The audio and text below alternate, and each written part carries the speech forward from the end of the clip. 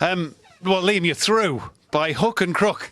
We're through. Not the best performance. Really difficult game, which we knew it would be. I thought Wrexham were outstanding.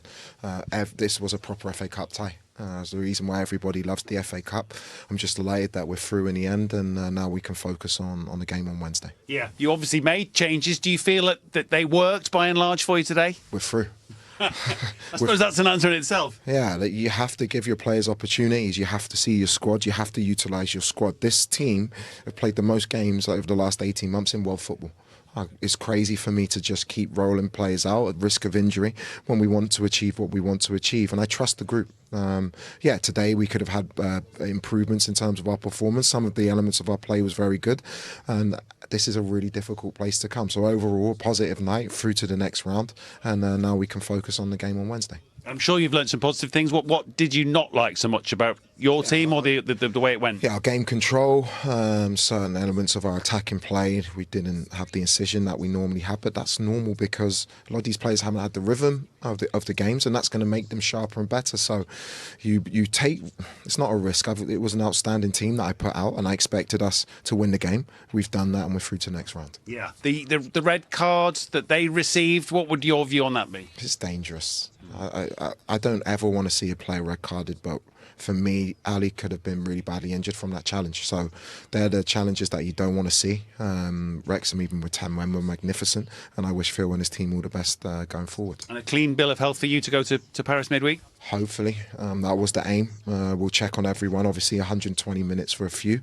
But no, we'll check. We'll get back on the coach, and we'll make sure we're prepared for that game. Wish you well. Thank you. In terms of the play today, why do you think you struggled to have that connection through, that it took you until extra time to take that lead and take control of this tie? I don't know. This time, these games are different. You have to fight. This is a fight. So I think the opposite also they play really good. So yeah, they score also some goals. So we get extra time. But finally we are in the next round. So that's it. Congratulations. Thank you. Joey seems relieved. Yeah, and he would be. He's made 9 changes. He said to Matt there, you know, the reason he has to make changes is the amount of games that played the club. The club chose to go to the Club World Cup, and there was financial incentive, and the club have got a big squad and the young players. So there's reasons. So, but you know, if you're a football man, if you change 9 players, you're taking a big risk. Regardless of the quality of the players, because they've got to come and they've got to gel, and it's not a team game. You're not just putting names on the sheet. So they've done very well tonight, them boys, to get over the line. And it's a cup football, so the main thing is that you're just in the hat. They had to dig deep. Yeah, like Joe said, I totally agree. At the end of the day, it's about getting through, and then we'll deal with the aftermath afterwards. And I just think that there were certain moments in the game tonight which I'm expecting a Premier League team to be able to see it out a little bit more easy, especially down to 10 men as well. And I think they've probably got a few questions that are going to need to be sort of addressed and answered in the coming days. But like I say, all that matters at the end of the day for Chelsea is that they're in the hat for the next round. You'd expect some other players to be featuring in the PSG game that's to come midweek, Joe. But how much confidence has this performance given you ahead of the Champions League, or can you not judge them too much? No. The confidence I've got going into this tie is from the Aston Villa game. I thought was outstanding. And you think tonight you're going to have Cole Palmer back, Enzo fresh, Casado fresh, Reece James, Fofana, Chalobah. There's going to be multiple changes. And so, listen, put this game to bed tonight. The Aston Villa performance away was a real good performance. So that's where you're going to get the confidence from. You've got to go to Paris and you've got to stay in the game. And that's so crucial because we've seen what they can do. They can obliterate teams when they're moving the ball so fast. Ben, just to find, we've had a great night watching this one. Ben Foster and Joe Cole with me. Thoroughly enjoyable game, Ben. Brilliant advert for the FA Cup, it really was. I said at the beginning that shackles just get loosened just a little bit for the FA Cup games, and we saw it tonight. It was proper end-to-end, lots of goals. That's what we want to see. We didn't see an upset, Joe, but this really is what the FA Cup is all about. So much entertainment out there and drama. It's drama, you know, moments. We was probably denied one of the great FA Cup moments when they equalised. This place, the roof was off. It was the free kick for me when they went to Mickey Thomas in the crowd. Yeah. It was like, is this his moment? That's what it does to the FA Cup. You start, these things happen and your mind goes back to big moments in this club's history. And I think, there's a lot of sad faces leaving here tonight. But I think once they go home and think about where they've been and where their club is, they should be very proud. And that's not being condescending, because there's some very good players in that Wrexham team. But they really give Chelsea a scare tonight. You know Phil Parkinson. How will he be feeling right now? We'll hopefully get his thoughts shortly. I think he'll be very proud of his team. I think, first of all, he got his team selection perfect. He did. He got the setup perfect. And Wrexham have got this real kind of quiet confidence about the way they build up. They like to take their time with it, very patient, and that paid off tonight. I thought they were waiting for the break, the ball in behind. Played it out really nicely, but I think if you look on the balance of play, they were actually quite unlucky today. They really were. Let's take a look at the story from the second half onwards, because at half-time it was 1-1, and in the second half, in the early stages, Wrexham actually did really well to then eventually swing the game back in their favour when they scored. Yeah, they did. You know, like you thought at half-time, would Chelsea might make an adjustment. The ball comes in here, just gets that. It's a good. It keeps it down, and then the ability and the flick to score. I think Neto could quite do a little bit more. Maybe gets out to him, but that is a little bit of ingenuity, bit of quality. Look at that, instinctive. You know, again and again they're back in it. And the place was absolutely rocking. Lovely strike. You just need a pure contact. You're kicking it through a melee of bodies. You're hoping for a little nick, even if it's a Chelsea player that nicks it. But it's a fantastic finish. Just deft little touch. He had a great game as a whole, didn't he, Callum Doyle? Because he gets the goal. He provided the assist for the opener as well. Yeah, he did. He ran his socks off as well. You could see there was, and in fairness, there was half a dozen or so players on their knees at the end. They really were. And like I say, 4-2. It doesn't really tell the true story, does it? At that point, after that Callum Doyle goal, they're 2-1 up, but just 4 minutes later, and this was a real sucker punch, because Chelsea equalised through Achampong, Joe, and it just didn't allow Wrexham to build on that momentum. Yeah, they say when you score a goal, that's when you're at your most vulnerable, you know, because the emotions are up and things like that. Chelsea get some good possession, they play it through, and then the secondary press comes through, and Achampong just keeps running, ball drops to him. And you know, he just, as the centre half does, he does the right thing to do. You just go with violence there. You're close enough, and he just roofs it, leathers it. Yeah, and the last goal, the roof came off. This one, it silenced it and took the wind out. I feel for George Thomason there. You can tell he's trying to hold him off, but his legs, they're just gone. They haven't got anything left in there.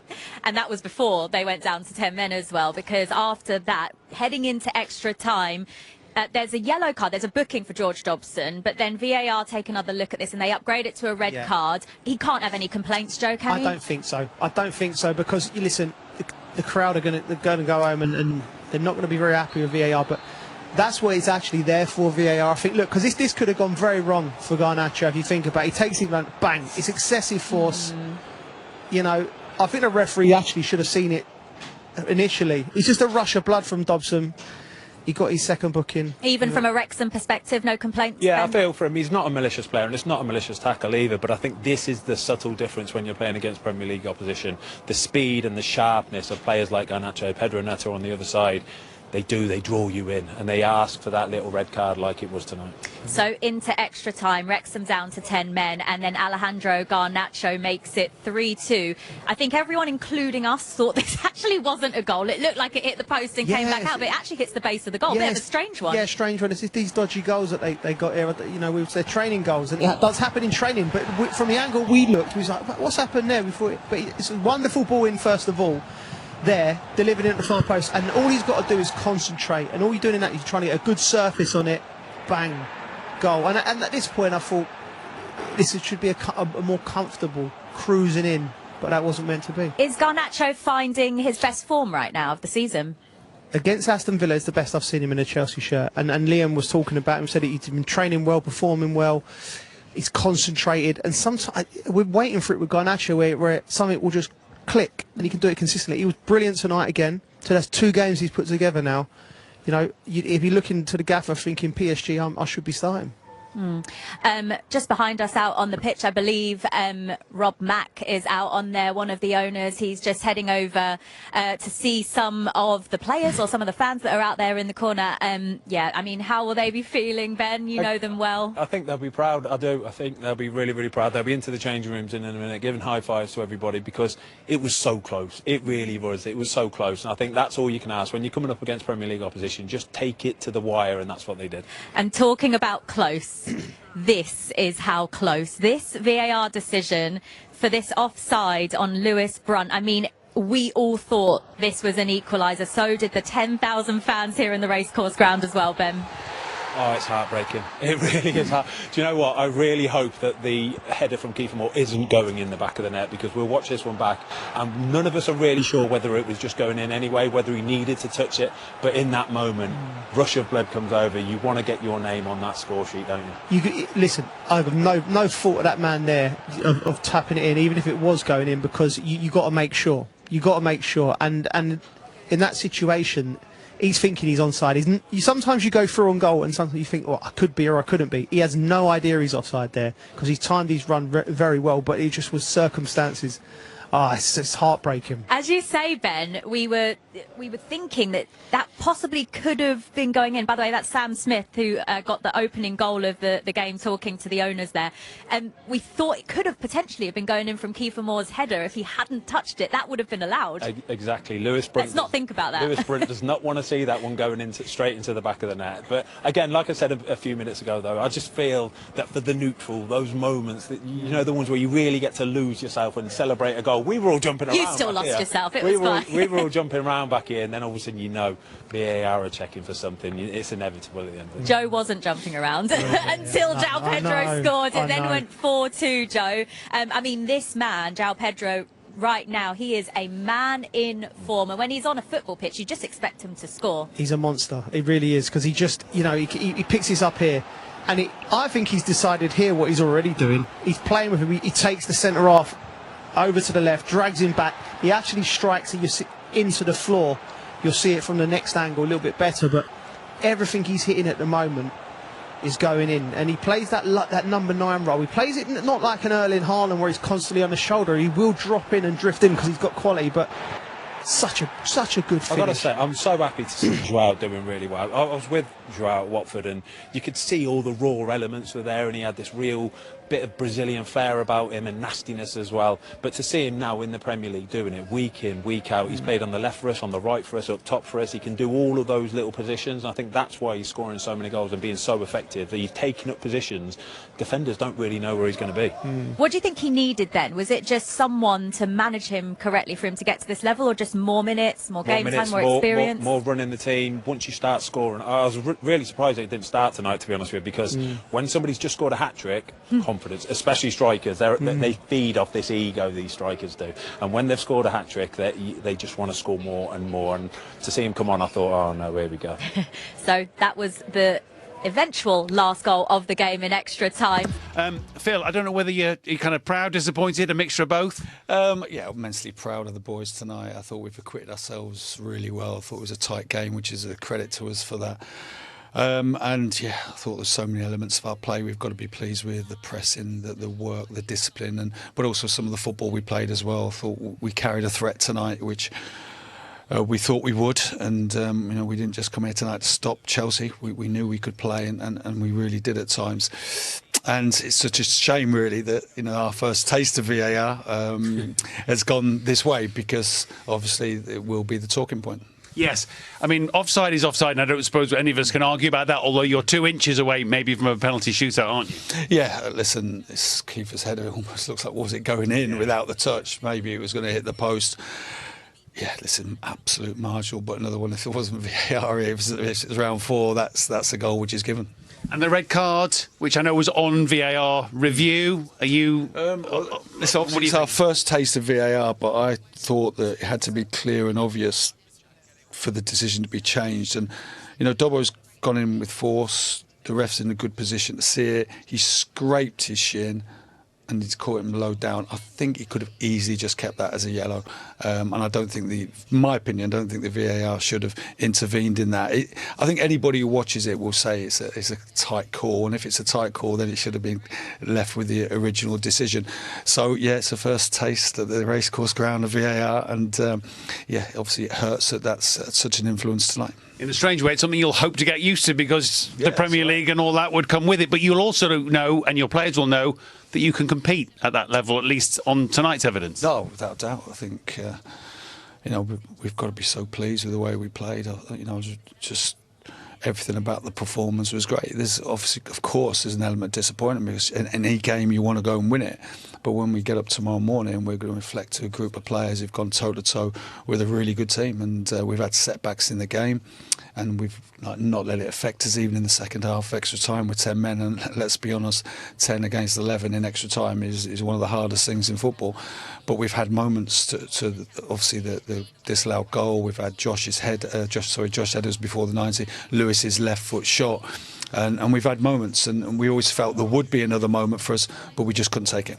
Appreciate your time. Thanks. It's a great reaction from Phil Parkinson there, and to get his thoughts. I love that he said they didn't come here, Ben, just to stop Chelsea. Where can that attitude take this team? Exactly that. It's perfect. It's exactly what you want when you're playing Premier League opposition, top Premier League opposition as well. You don't want them to be overawed or scared of the occasion, and they showed anything but that tonight. They were on the front foot, they had a game plan, and they stuck to it religiously. And if, for the remaining, I think, 11 games of the championship season, if they can put performances in like that, they are without doubt going to be in with a shout. How likely are they to go up? They're in a great position. They really are. They're 4 points, I think, ahead of Southampton at the minute. But we all know the championship is so tough. You see some of the results flying around tonight. They've got Hull on Tuesday, the big Wales derby on Friday night against Swansea.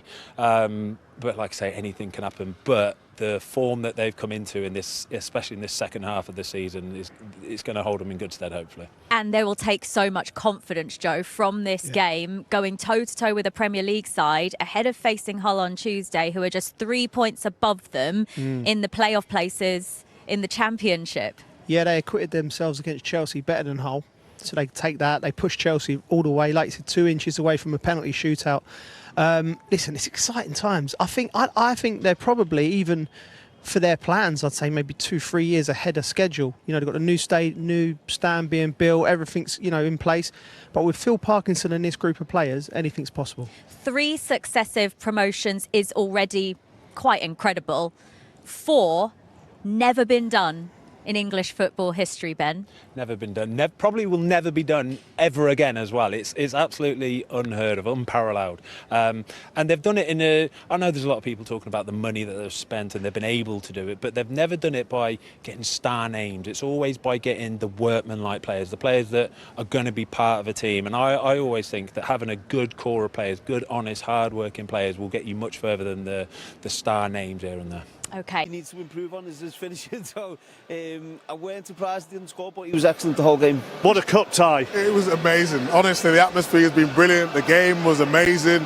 Highs, lows, could have went one way, then went Chelsea's way. That little bit of quality just shone at the end, and obviously the red card. Very quickly, bigger picture, gives them an idea of what the Premier League will be like if they get up through the playoffs, doesn't it? Oh, absolutely. Listen, as well, the bigger picture is Tuesday night here against Hull at home. So, you know, they've had a fantastic cup run, and you should take so much pride in that performance and belief moving forward. Right.